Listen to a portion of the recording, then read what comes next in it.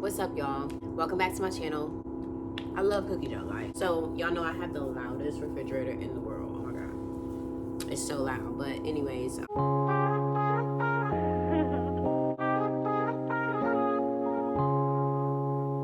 today's video is a follow-up to my documenting mental health video. Like, I just made a video and it was called part 1. I literally had no part 2 to follow. Like, even now, technically this is part 2, but let's just say that how I thought it was gonna go, it didn't go that way. If you're interested on why I quit therapy, like, then stay tuned. It was a really big decision that I made. It was something that, like, I really did not want to do, but in my heart I knew that it was something that had to come to an end. I found myself being more like just willing to take therapy. You know, COVID happened. I'm willing to just take therapy whatever way that I can get it. So I'm just thinking to myself, like, I miss the benefits of therapy. I miss having a therapist. I miss, and basically the transition was that I transitioned states. I left Maryland. So everything goes over again and you just do it over again. But luckily my therapist was a therapist that practices in Maryland, as you know, and DC, so everything was all good. It was just amazing. Even before that, like, we did phone calls, which was helpful, but it was still a lot of distance. We did house visits. Like, that was amazing. That was one of the best things that I've ever experienced in my life, is my therapist sitting right here with me on this couch. That was amazing. We also did, I think I'm gonna move this so you all can see me better. Like, I don't know if this will work or not. Maybe that's better. I don't know. But basically, she would come and visit me and stuff like that, and that was great. But nothing was consistent, because everything is just constantly changing with the world that we live in today, and that's no one's fault or anything like that. But it became more so like a disappointment. And when I say disappointment, I mean that, like, I would have such a high hope for something and then it would get turned down, or I would forget, or me not physically going wasn't like exciting. It was just something that, and even in the things that I was like experiencing, it's like I have to make internal decisions if I want change. And so going to therapy was wonderful, but the tricks and turns and loops and twists and all of that became more so like a disappointment. I ended up finding light at the end of the tunnel, and that was when I made that video, and I was just like, I really feel so blessed to be a part of this community now. And then 2 weeks later, it like shut down. And I spent some time really thrown off about that and really hurt about it. I just felt like, fuck it, to be honest. Like, I don't think I can take any more pain from this aspect, any more changes, any more, like, I don't want to deal with this anymore. And it brought me back to such a special time period and starting point in my life back in 2015, 2016. I was no longer on my mom's insurance. And so that, like, just starting, like, well, how do I get insurance from now, or what do I do, like, with my job's insurance? And that whole thing was so awkward and so devastating, because I had a child like the year before, so I needed those services. It wasn't like I was just flapping around without like visits and stuff to the doctor. I really needed those services.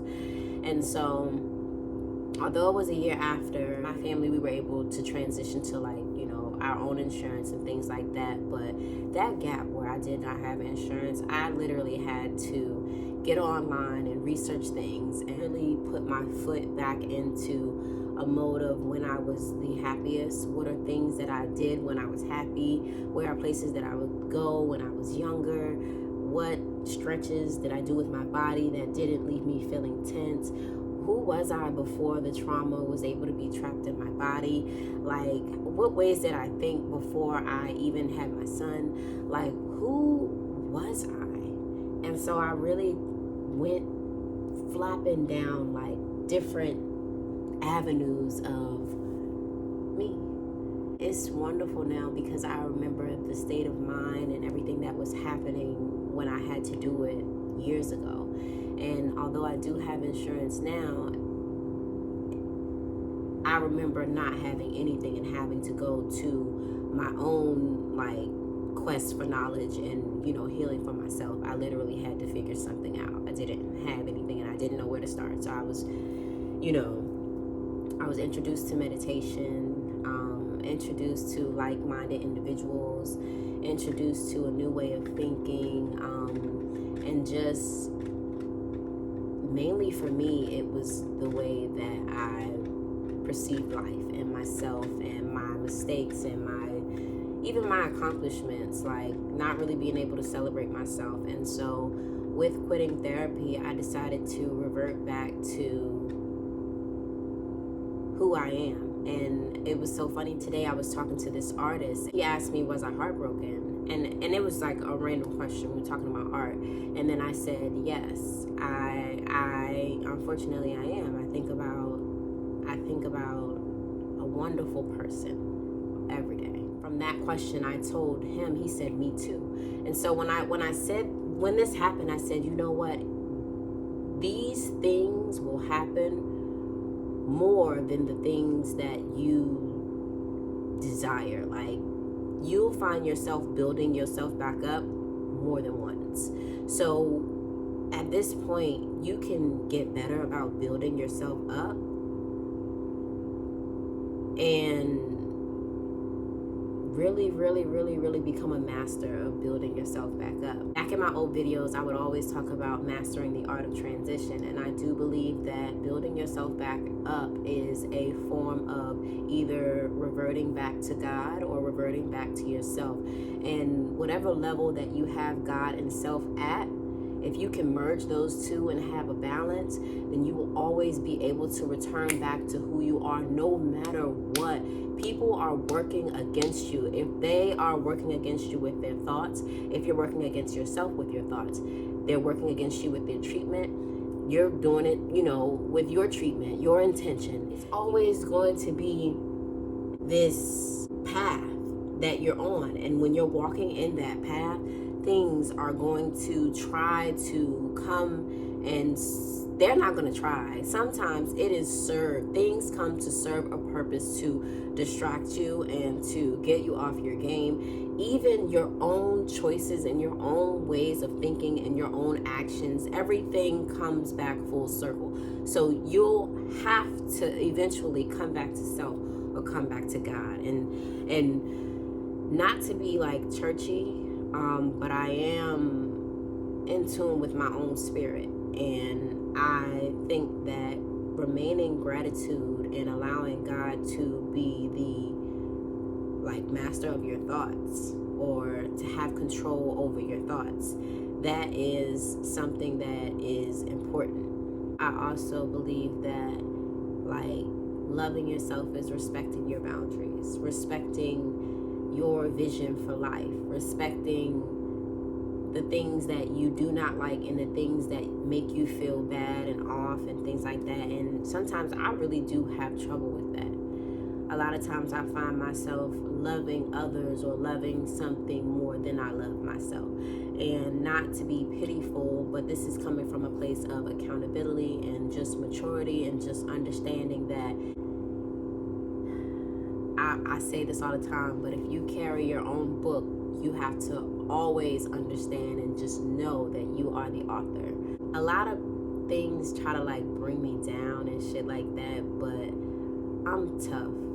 I am a tough one, and I don't mean that with anything but what I feel is true. Sometimes you gotta quit therapy, and if you quit therapy, you gotta take full responsibility for, maintaining your mental health, maintaining your manic, maintaining your depression, maintaining your stability, maintaining your vision for life. You have got to always be the driver in the front seat. You cannot sit on the passenger side and expect for the car to still move. You have got to constantly be in control. Hold yourself accountable. love on yourself, go with your boundaries, do not go against them, love on yourself, stand up for yourself, speak up for yourself, and really take charge. And you don't have to do anything aggressive or requiring great strength to take charge.